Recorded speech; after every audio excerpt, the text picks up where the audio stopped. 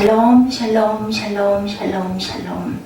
하나님 사랑합니다. 여러분 주 안에서 사랑합니다. 미가 7장 말씀 14절에서 20절 중심으로 주와 같은 신이 어디 있으리까, 이런 제목으로 함께 은혜를 나눕니다. 20절까지 있죠. 재앙이로다 나여 나는 여러 과일을 딴 후와 포도를 거둔 것 같아서 먹을 포도송이가 없으며 내 마음에 사모하는 처음 익은 무화과가 없도다, 이렇게 시작을 합니다. 그리고 20절에 보니 맨 마지막 절에 주께서 옛적에 우리 조상들에게 맹세하신 대로 야곱에게 성실을 베푸시며 아브라함에게 인애를 더하시리이다. 이제 그래도 다시 한번 일으키는 그러한 그 말씀을 주시죠. 이것은 기원전 700년경, 예수님이 오시기 전 700년경 히스기야 왕이 다스리던 남쪽 유다 나라 출신이죠. 소선지자입니다. 미가 선지자가 기록한 책, 미가서는 그러니까 남쪽 유다에서 난 사람이 기록한 책이다. 미가 선지자가 활동하던 당시의 상황을 보면 이스라엘 나라는 남쪽 유다와 북쪽 이스라엘 두 나라로 분열된 상황이었죠. 그리고 이 두 나라를 침략하고 호시탐탐 기회를 노리는 아수르가 그들 주변에 있었습니다. 결국은 북이스라엘은 아수르에 망하죠. 그리고 이런 국가적인 위기 앞에 있다면 그들이 회개하고 하나님 앞에 돌아와야 하는 것이 분명한데도, 그럼에도 불구하고 그들은 하나님 앞에 돌아오지 않고 오히려 음란하게 우상 숭배를 합니다. 그리고 도덕적으로는 타락의 구렁텅이 속에 빠져 들어가고 있었던 그러한 즈음에 하나님께서 미가를 일으키시죠. 더구나 백성들을 올바로 다스려야 하는 지도자들은 자신의 권력을 이용해서 백성들을 착취하고 수탈했고, 민족적 죄악을 회개시켜야 할 제사장들은 현실의 죄악과 타협해서 자신의 배만 채우려기에 여념이 없는 그러한 모습을 하고 있었다. 이와 같이 죄악의 판을 치는 유다를 향해서 미가 선지자가 하나님의 심판을 선포함으로 백성들로 하여금 회개하고 하나님께로 돌아올 것을 호소하고 있는 내용입니다. 그래서 미가서의 총 주제를 한마디로 표현한다면 죄악된 세상을 무한한 사랑으로 감싸시고 용서하시는 하나님이라고 말할 수가 있겠죠. 하나님의 이스라엘 백성들이 무수히 하나님을 배반하고 떠났을 뿐만 아니라 하나님이 가장 싫어하는 가증한 우상을 섬기는 죄를 범했음에도 불구하고 그 백성들을 내치든지 포기하지 아니하시고 끝까지 용서하시고 받아주시는 하나님이셨는데, 우리들이 다른 사람에게 배반을 당하고 이렇게 심한 횡포를 당한다고 생각하면 내가 은혜를 베푸는데 은혜로 모르고 네가 원수로 갚느냐 하고 아마 죽이고 싶어 했을 겁니다. 대부분의 사람들은 용서가 아니라 원수가 됐겠죠. 평생 우리나라를 36년간 식민지를 지배하면서 못된 짓을 많이 한 일본, 그래서 제 윗대 그 부모님들 그 세대들은 아주 그 일본을 싫어하시는 분들이 많죠. 목회하시는 목사님들이 처음에 일본에 선교 갈 때 그렇게 가기 싫어하고 그렇게 많이 기도하고 울었다는 얘기를 들었습니다. 그런데도 불구하고 하나님께서는 원수도 사랑하라고 하셨기 때문에, 그래도 그렇기 때문에 더더군다나 복음이 들어가야 한다고 선교를 하신 분들이 많이 계십니다. 또한 자신들의 조상신인 친사참배를 강요했지, 그들은 그것을 거절하는 목사들을 순교시키기도 했습니다. 그리고 또한 독도가 자기 땅이라고 우기더니 다케시마의 날까지 재정 공포를 하는 일도 일어나기도 했습니다. 그것은 독도를 자기 땅으로 만들려고 각본을 짠 것이죠. 그리고 초등학교 교과서에까지 독도는 일본 땅이다, 한국에 강제로 점령했으니 우리는 우리의 땅을 찾아야 한다고 일본 어린이들을 세뇌시키기까지도 했다고 합니다. 그런 모습을 바라보면 우리가 하나님의 모습을 대입해서 봐야겠다. 그러면 용서하지 못할 사람이 없더라고요. 보니까 우리 자녀들이 너무너무 말을 안 들을 때도 하나님이 우리를 바라보실 때 저 아들 것처럼 저 딸처럼 저렇게 못쓰게 말 안 듣고 저렇게 반대하고 저랬겠지, 이런 생각을 저는 합니다. 항상 하나님의 사랑은 수없이 이렇게 배반하고 떠났던 이스라엘 백성들을 끝까지 용서하시고 자신의 품 안에 주시는 넓은 사랑을 우리에게 베풀어 주시는 것을 우리가 말씀 속에서 배우게 됩니다. 우리는 일본의 행동이 어리석고 밉지만 백성들을 불쌍히 여겨야 한다. 그러니까 죄는 미워하지만 사람을 미워해서는 안 된다는 거죠. 그리고 회개하고 돌아와 하나님을 믿는 백성이 되어서 지난 과거의 횡포를 뉘우칠 수 있는 백성이 되어서 다시는 그러한 과오를 범하지 않도록 해야 합니다. 성경에 보면 이스라엘 민족을 향한 애굽의 횡포가 또한 그랬습니다. 이스라엘 민족을 430년간이나 종살이를 시켰고 업신여겼지만 주변 중동 국가들과 힘을 합해 이스라엘 국가에 상당한 압박을 지금도 주고 있습니다. 그런데 고대 찬란한 문명을 자랑했던 애굽은 결국은 거지 나라가 되고 말았죠. 그리고 애굽에 오랫동안 종살이했던 이스라엘 민족은 감히 넘나볼 수 없는 강대국 민족으로 다시 나라를 잃어버리고 그렇게 오랜 세월 동안을 디아스포라로 방황을 했어도 결국은 다시 나라를 되찾는 그러한 기적적인 사건을 우리가 봅니다. 이와 같이 하나님이 함께하는 민족과 사람은 반드시 세워주신다는 것을 믿고 가야 되겠습니다. 본문을 근거로 주와 같은 신이 어디 있으랴라는 제목의 말씀의 은혜. 먼저 하나님은 일용한 양식으로 하나님의 백성을 먹이십니다. 미가 선지자가 활동하던 시대는 악이 만연하던 시대였고 정치적인 부패뿐만 아니라 종교적인 부패도 심했는데 정직하고 진실된 사람은 눈에 불을 켜고 찾아보려고 해도 찾기가 어려운 그러한 시대. 하나님께서 죄악의 도성 소돔과 고모라를 포기할 때 의인 10명이 없어서 포기한 것과 같이 미가 선지자가 활동하는 그 시대 역시도 하나님 심판의 최종 끝까지 올 정도로 타락에 아주 극치를 달리고 있었습니다. 이렇게 악한 시대가 되면 나타나는 현상은 한쪽에서는 부자들이 호의호식하는데 다른 한쪽에서는 굶주림으로 인해서 배고픔을 호소하는 사람들이 많았습니다. 이 가난과 배고픔이 게으름에서 오는 것도 있지만 그렇지 않고 어쩌지 못한 그러한 배고픔, 굶주림도 있었겠죠. 권력자들의 횡포, 무고한 사람들이 고난을 당하는 그런 횡포가 심했습니다. 북한의 기아 상태가 또한 심각하답니다. 특히 어린아이들이 영양실조가 굉장히 심하다고 하죠. 기아로 생명을 잃은 사람이 있는가 하면 아이들의 평균 키가 정상보다 30cm나 작고 기형의 모습을 보이기도 한다고 합니다. 또한 기아로 말미암아 각종 결핵과 병이 난무하고 또한 공산당 최후 간부들은 반면에 BMW 등 아주 고급 외국차를 끌고 다니면서 호화로운 삶을 누리고 있다고 하죠. 빈부의 격차가 엄청나다라는 이야기입니다. 미가 선지자 당시의 부패도 그때도 그랬다. 이렇게 고통스러운 시대를 살아가는 백성들을 보면서 미가 선지자는 이렇게 기도합니다. 주의 지팡이로 그 옛날 굶주린 백성을 먹이셨듯이 주의 백성들에게 긍휼의 은혜를 베푸사 그들도 먹여주옵소서 이렇게 기도했다고 하죠. 이스라엘 민족들은 이미 오래전 광야에서 그 민족을 구름과 불기둥으로 보호하시고 매일 새벽마다 하늘에서 만나를 내리셔서 40년 동안 그 방황하는 그 기간 동안을 먹이셨던 것을 그들은 경험을 했습니다. 하나님은 없는 것에서도 유를 있는 것을 창조하시는 하나님, 없는 것을 있게 하시고 또한 있는 것을 없게 하시기도 하는 능력이 많으신 하나님. 그렇기 때문에 이 하나님 안에 거하면 모두 다 풍요로움을 누리게 됩니다. 최초 인간 아담 하와도 하나님 안에 거할 때는 풍요로움을 누렸습니다. 그러나 뱀의 유혹을 따라 하나님 앞에 불순종할 때 그들의 생애 앞에 저주와 파멸이 임하게 되죠.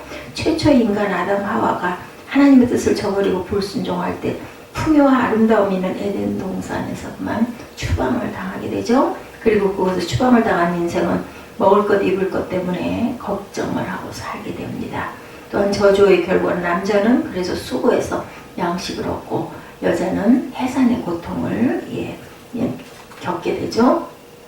그리고 또한 질병과 죽음이라는 고통, 생명이 그때 정해져서 120세 정도를 살았다라고 나타납니다. 하나님은 이미 우리 인생을 영원히 버리거나 포기하지 않습니다. 죄를 범한 우리 인간을 구원하시고자 자신의 독생자 예수 그리스도를 이 땅에 보내시고 그리스도를 보내주셨을 뿐만 아니라 당신의 자녀들에게 필요한 양식도 공급해 주셨고 마태복음 6장 31절에 34절에 보시면 그러므로 염려하여 이르기를 무엇을 먹을까 무엇을 마실까 무엇을 입을까 하지 말라. 이는 다 이방인들이 구하는 것이라. 너희 천부께서도 이 모든 것이 너에게 있어야 할 줄을 아시느니라 이렇게 말씀하시죠. 너희는 먼저 그 나라를 그 의와 나라를 구하라. 그리하면 모든 것을 너희에게 더해 주시리라. 그러면 내일을 위하여 염려하지 말아라. 내일 일은 내일이 염려할 것이다. 아주 유명한 말씀입니다. 마태복음 6장 31절에서 34절. 예, 한날의 괴로움은 그날에 족하다. 그렇기 때문에 우리는 먹는 것, 입는 것 때문에 절대로 염려할 필요가 없습니다. 그들은 공중에 나는 새나 백합화 어떨까. 마태복음 6장에서 예수님 말씀하셨죠. 먹이를 준비하기 위해서 농사를 짓거나 길쌈하지 않지만 얼마나 아름답고 예쁘게 잘 자라고 하나님이 먹이시고 입히시기 아름답게 자라난다라고 말씀하고 있습니다. 따라서 우리는 가장 먼저 하나님을 신뢰해야 되고 우리 삶 속에 함께 하시고 동행하시고 우리의 필요를 공급하시는 하나님을 날마다 가까이 모시고 갈 줄 알아야 되겠다. 미가서 마지막 장이죠. 7장 말씀 함께 나누고 있습니다. 주와 같은 신이 없죠. 어디에도 없습니다. 그 타락한 미가 선지자가 있는 그 시대에 예수님 오시기 700년 전에 외친 말씀이죠. 하나님은 우리 삶 속에 또한 두 번째로 기사를 베푸십니다. 오늘 보면 15, 16절에 보면 가라사대 내가 애굽 땅에서 나오던 날과 같이 내가 그들에게 기사를 보이리라. 16절에 기사와 이적을 보이신다라고. 가로되 열방이 보고 자기의 세력을 부끄러워서 손으로 그 입을 막을 것이요 귀는 막힐 것이다. 이렇게 말씀합니다. 하나님께서 그 백성들에게 베푸신 기적이 너무나 신비하죠. 430년간 이스라엘 민족을 종살이시킨 애굽 왕 바로는 굉장히 교만했습니다. 우리가 그 출애굽기를 보면 나타나죠. 10가지 재앙에도 끝까지 손을 안 들다가 결국은 장자를 잃어버리고 나서 손을 드는 것을 우리가 봅니다. 하나님께서 자기 백성을 구원하셔서 애굽 땅에 갖가지 재앙을 이렇게 내렸지만 교만한 애굽 왕은 순순히 내주지 않고 약속했다가도 계속 허물죠. 그리고 또다시 그죠? 번복을 아주 일삼았습니다. 마지막 재앙, 애굽 땅에 사람과 짐승의 장자가 죽는 엄청난 재앙이 내려질 때 바로 왕의 교만이 깨지고 마지막 이스라엘 백성들을 내주지만 또다시 추격하죠. 그래서 홍해바다에 마지막으로 몰살을 당하는 그런 일들이 일어난 것을 우리가 압니다. 애굽 나라의 장자가 죽는 재앙은 정말 끔찍한 재앙이었고 여기에도 왕자도 예외가 없었죠. 최고의 권력자인 애굽의 바로 왕에게도 이 재앙이 내려졌기 때문에 어린 양을 잡아서 그 피를 문설주에 바른 가정에 저주가 임하지 않도록 하나님께서 그렇게 징조를 보이십니다. 어린 양의 피를 소유하지 못한 애굽의 온 가정에는 장자가 죽는 엄청난 재앙이 내려지죠. 그래서 6월절 밤이 지나고 아침이 되자 장자가 죽는 죽음으로 인해서 애굽 사람의 가정마다 대성 통곡을 하는 엄청난 사건이 일어나고 나서야 그 이스라엘 민족을 풀어주는 그런 일을 우리가 압니다. 구약의 이 사건이 오늘날 우리에게도 엄청난 교훈을 가져다 주고 있는데 구약시대 이스라엘 백성들이 어린 양의 피를 취해 문설주에 바를 때 그들에게 장자가 죽는 저주가 떠나간 바와 같이 오늘 이 시대에 예수 그리스도의 십자가의 피가 그 가정에 뿌려진 가정만 저주가 떠나가고 구원의 역사가 일어난다. 어린 양의 피를 소유한 가정에서 하나님의 보호와 축복이 임한 바와 같이 오늘날도 예수 그리스도 십자가를 소유한 가정마다 하나님의 보호하심과 축복이 있다는 것을 우리가 믿고 갑니다. 우리 대한민국으로 봐도 하나님께서 우리 민족을 정말 귀하게 축복하셨죠. 일제 36년 그리고 6.25 동란 그리고 분단된 나라 가난과 배고픔 정말 그렇게 오래되지 않았어요. 불과 한 40년 전만 해도 엄청나게 배가 고프고 정말 어렵게 살았죠. 지금은 해방을 맞은 지 60년이 지난 그 지금 GNP가 2만 불 시대에 거의 기적이에요. 그죠? 이번 동계올림픽에서도 세계 7위에 올라서는 그런 역사를 획득하죠. 3.1 독립만세를 외치고 해방을 갈망했던 지도자들이 거의 기독교인들이었죠. 3분의 2 가까이 기독교인이었습니다. 그 중에서도 16세 독립만세를 부르다 옥중에서 죽음을 맞이한 유관순 열사는 사물하늘 가만히 우러러보면 유관순 누나를 생각합니다. 우리 참 어린 날 이 노래 많이 불렀어요. 옥속에 갇혀서도 만세 부르다 푸른 하늘 그리며 숨이 졌대요. 내용 우리가 압니다. 얘는 충남 천안에서 태어나서 미국인 선교사의 도움으로 지금의 이화대학이죠. 이화학당에 입학해서 꿈많은 학창시절을 보내다가 1919년 3월 1일 전국적인 만세운동이 일어날 때 태극기를 나눠주고 만세운동을 벌이다가 결국은 일본 헌병에게 부모님까지 살해되는 그러한 그 역사가 있습니다. 그녀는 독립만세 주모자로 가혹한 고문을 받았고 항소심에서는 그 무섭다는 일본인 검사에게 의자를 내던지는 그 죄를 범하죠. 그러다 끝내기 16살의 어린 나이에 감옥에서 죽음을 맞이해서 우리나라가 이렇게 복받은 나라로 축복을 받고 살아가는 것. 우리 민족이 하나님을 믿는 민족이 되어서 신앙으로 축복을 이어갈 수 있는 민족이 되도록 우리는 늘 기도해야 합니다. 세 번째는 하나님은 죄를 사해 주시며 허물을 덮어 주시며 노를 품지 아니하시는 하나님이시다. 우리 삶 속에 이런 기사를 베푸신 하나님께서는 항상 우리의 허물을 덮어주시고 노를 품지 아니하시고 또한 죄사함을 회개하는 자에게 주시죠. 그러기에 미가 선지자는 이러한 하나님을 본문에서 노래합니다. 18, 9절이죠. 주와 같은 신이 어디 있으리까. 주께서는 죄악을 사유하시며 그 기업에 남은 자의 허물을 넘기시며 인애를 기뻐하심으로 노를 항상 품지 아니하십니다. 19절에 이렇게 얘기합니다. 다시 우리를 긍휼히 여기셔서 우리의 죄악을 발로 밟으시고 우리의 모든 죄를 깊은 바다에 던지리이다. 죄악을 사해 주신 하나님이십니다. 허물을 덮어주신 하나님이시고 노를 항상 품지 아니하시는 하나님이시고 그리고 우리의 죄를 발로 밟으시고 깊은 바다에 던지시는 하나님, 바로 이런 하나님을 미가 선지자는 찬양하는 내용입니다. 좁쌀같이 속이 좁은 우리 인간의 모습과는 비교가 안 되죠. 그래서 우리는 하나님이 우리에게 주시는 사랑과 용서를 생각하면서 우리 이웃을 용서하고 죄를 미워하지만 사람을 미워하지 말고 계속 용서할 줄 아는 마음을 가져야 되겠다. 우리들에게 용서하지 못하는 일이 정말 많죠. 그래서 저는 아침마다 늘 기도할 때 마음 안에 있는 더럽고 추한 그런 분노와 혈기를 비우게 해달라고 기도를 합니다. 우리에게는 용서하지 못하는 이들이 참 많습니다. 그래서 입술로 죄를 지을 때가 많죠.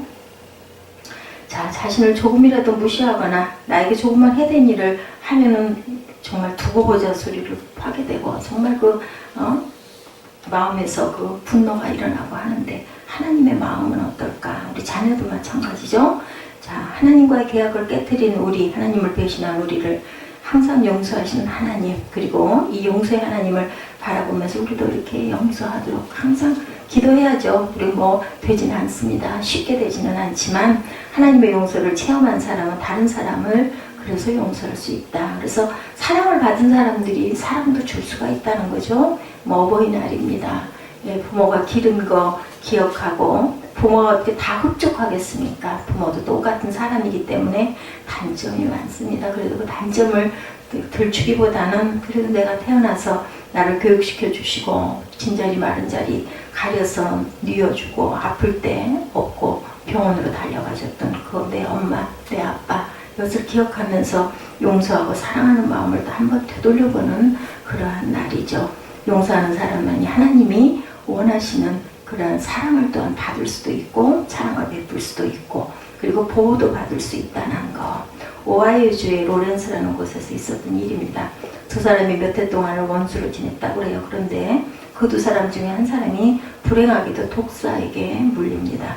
독이 온몸에 퍼져서 더 이상 희망이 없어서 죽음을 생각하지 않을 수가 없을 때 그 사람은 하나님을 만나 뵙는데 방해되는 요소들을 해결하고 싶었다고 합니다. 그래서 몇 해 동안을 원수로 지냈던 사람을 만나서 화해하기로 생각을 하고 그 사람을 보면서 만날 것을 요청을 합니다.